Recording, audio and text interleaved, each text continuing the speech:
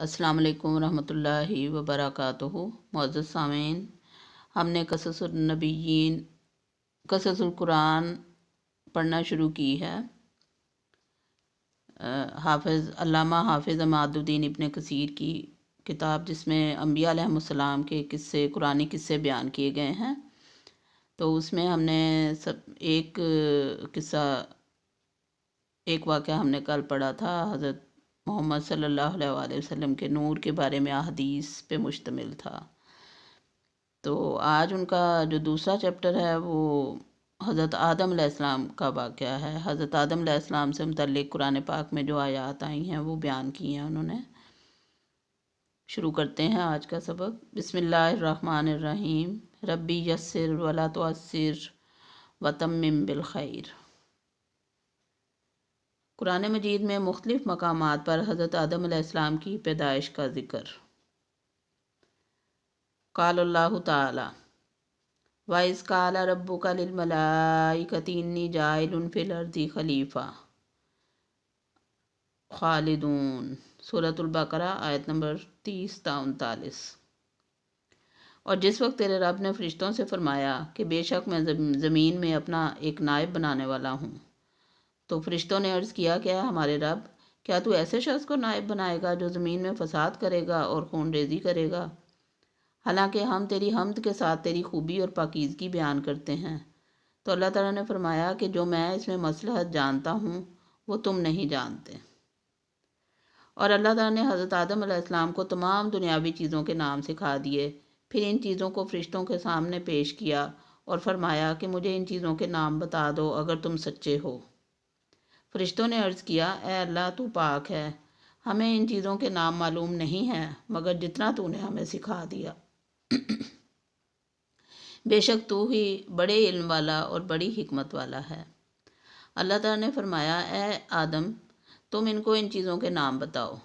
बस जब आदम अलैहिस्सलाम ने फ़रिश्तों को इन चीज़ों के नाम बतला दिए तो अल्लाह पाक ने फरमाया, क्या मैंने तुम्हें कहा नहीं था कि तहकीक मैं आसमानों और ज़मीनों के गैब जानता हूँ, और जो तुम ज़ाहिर करते हो और जो तुम छुपाते हो। इब्लीस का सजदे से इनकार। और जब अल्लाह ताला ने फ़रिश्तों से कहा कि आदम अलैहिस्सलाम को सजदा करो, तो सब फ़रिश्तों ने सजदा किया मगर इब्लीस ने इनकार किया और अपने आप को बड़ा समझा था, वो काफिरों में से। और हमने हज़रत आदम अलैहिस्सलाम से कह दिया कि तुम और तुम्हारी बीवी बहिश्त में ठहरो और जहाँ से चाहो बहिश्त के रिज़्क़ से खाओ, और इस दरख्त के करीब मत जाना। अगर तुम इसके करीब गए यानी इससे खा लिया तो हो जाओगे ज़ालिमों में से। बस शैतान ने इन दोनों को फुसला दिया और इस जन्नत से जिसमें वो थे निकलवा कर छोड़ा। फिर हमने इनको हुक्म दिया कि बहिश्त से उतर जाओ, तुम एक दूसरे के दुश्मन हो और तुमको ज़मीन में एक मुकर्रर वक्त तक रहना है और फ़ायदा उठाना है। बस आदम अलैहिस्सलाम ने अपने रब से चंद दुआइया कलिमात सीख लिए। अल्लाह ताला ने इनकी गलती को माफ़ फरमा दिया और अल्लाह ताला माफ़ करने वाला और रहम करने वाला है।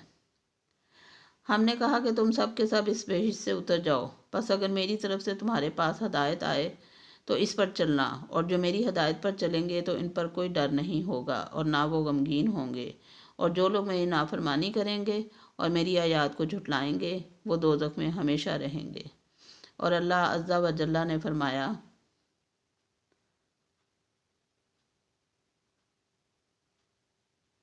व इन्ना मसला ईसा इंदल्लाहि का मसली आदम खलक़हु मिन तुराबिन सुम्मा क़ाला लहू कुन फ़यकून। सूरत आल इमरान 59। बेशक हज़रत ईसा अलैहिस्सलाम की मिसाल आदम अलैहिस्सलाम की तरह है। अल्लाह ने इसको मिट्टी से पैदा किया, फिर इसको कहा कि आदम हो जा, बस वो आदम बन गया। और अल्लाह ताला ने फरमाया, या अय्युहन्नासु इत्तक़ू रब्बकुमुल्लज़ी खलक़कुम मिन नफ्सिन वाहिदतिन व खलक़ मिनहा ज़ौजहा व बस्स मिनहुमा रिजालन कसीरन व निसाअ वत्तक़ुल्लाहल्लज़ी तसाअलूना बिही वल अरहाम इन्नल्लाहा काना अलैकुम रक़ीबा। सूरतुन निसा आयत नंबर 1।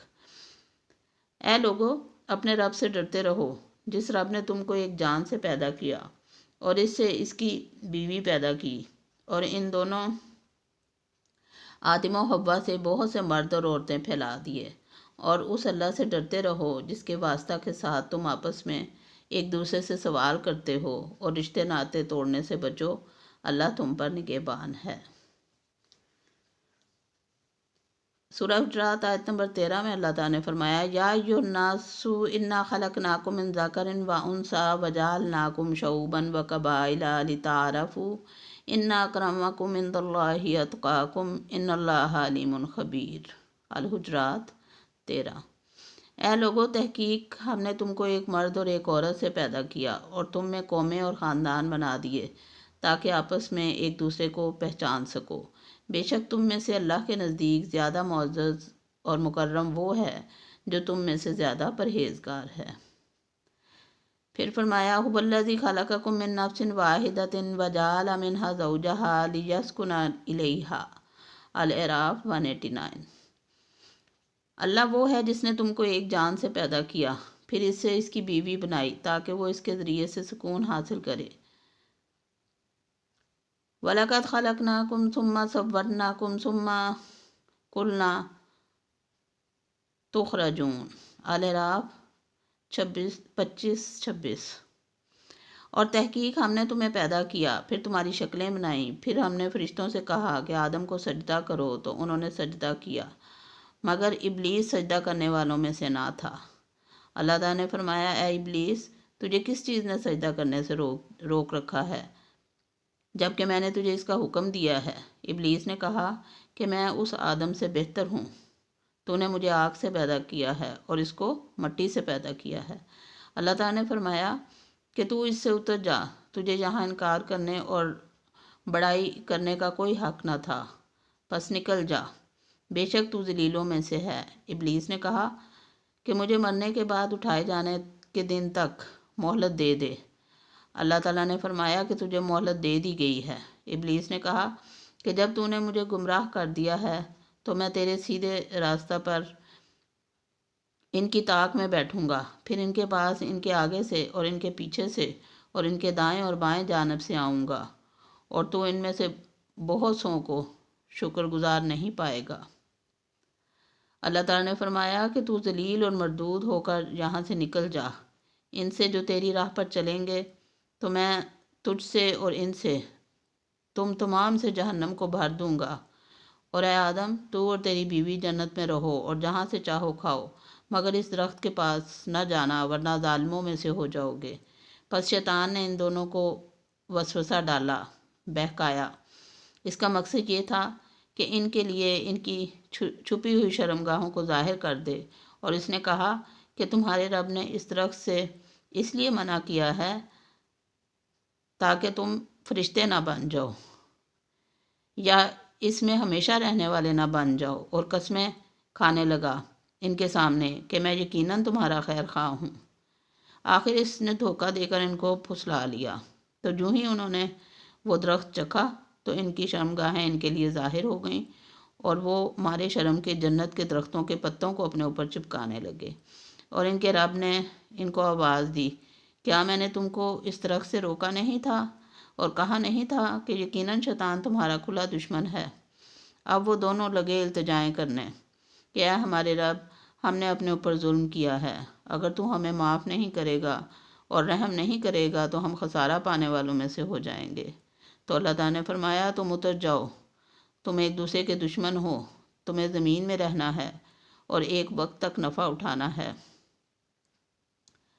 منہا خلقناکم وفیہا نعیدکم ومنہا نخرجکم تارۃ اخری۔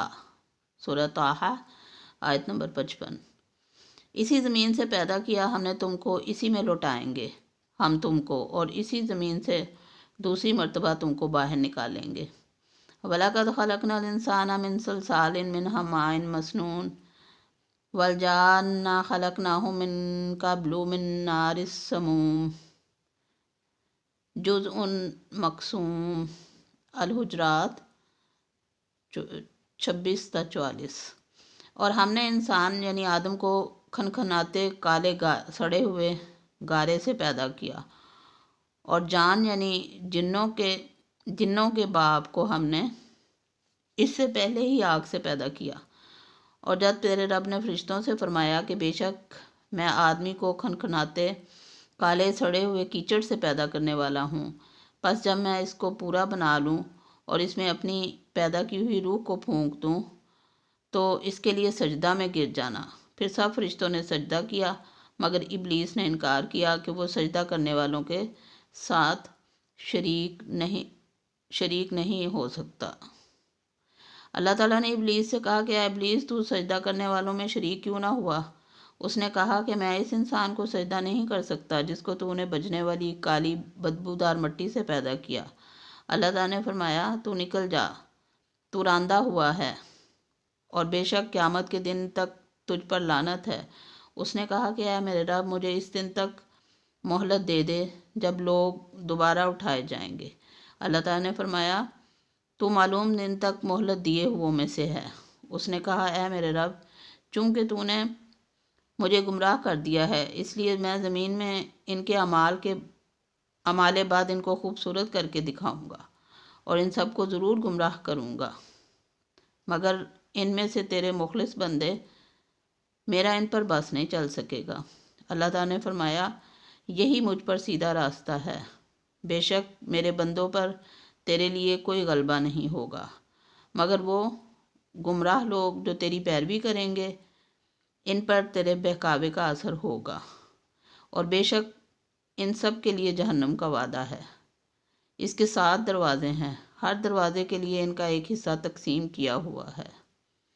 استغفر اللہ۔ وقال اللہ تعالیٰ وَإِذْ قُلْنَا لِلْمَلَائِكَةِ اسْجُدُوا لِآدَمَ فَسَجَدُوا إِلَّا إِبْلِيسَ وَقِيلَ الاسراء 61-65۔ اور جب ہم نے فرشتوں سے کہا کہ آدم کو سجدہ کرو تو انہوں نے سجدہ کیا مگر ابلیس نے سجدہ نہیں کیا۔ اس نے کہا کیا میں اس کو سجدہ کروں جس کو تو نے مٹی سے پیدا کیا ہے؟ پھر ابلیس نے کہا اچھا دیکھ لے، تو نے اس کو مجھ پر بزرگی دے دی ہے، اگر مجھے بھی قیامت تک تو نے ڈھیل دے دی تو میں ضرور اس کی اولاد کی جڑ کاٹ ڈالوں گا، تباہ کر دوں گا، مگر تھوڑے لوگ مجھ سے بچ سکیں گے۔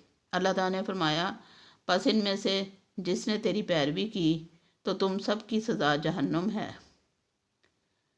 اور پوری پوری سزا ہے، اور ان میں سے جس کو بہکا سکتا ہے اپنی آواز کے ساتھ ان کو بہکا اور ان پر اپنے پیادے اور سوار لشکر چڑھا، ہر طرح سے پورا زور لگا کر بہکا لے، اور مال اور اولاد میں ان کا شریک بن اور ان سے جھوٹے وعدے کر، اور ان کو دھوکہ دینے کے لیے وہی شیطان وعدے کرتا ہے۔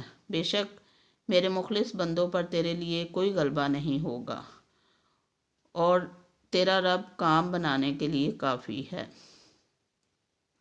اور اللہ تعالیٰ نے فرمایا وَإِذْ قُلْنَا لِلْمَلَائِكَةِ اسْجُدُوا لِآدَمَ فَسَجَدُوا إِلَّا إِبْلِيسَ كَانَ مِنَ الْجِنِّ بَدَلَ الکہف 50۔ اور جب ہم نے فرشتوں سے کہا کہ آدم کو سجدہ کرو تو انہوں نے سجدہ کیا مگر ابلیس نے انکار کر دیا، وہ جنوں میں سے تھا، پس اس نے اپنے رب کے حکم کی نافرمانی کی۔ پس کیا تم اس کو اور اس کی اولاد کو میرے سوا دوست بناتے ہو، حالانکہ وہ تمہارا دشمن ہے۔ ظالموں کے لیے یہ برابر بدلہ ہے کہ اللہ کو چھوڑ کر شیطان کو دوست بنا لیا۔ وما علینا الا البلاغ۔ اللہ حافظ۔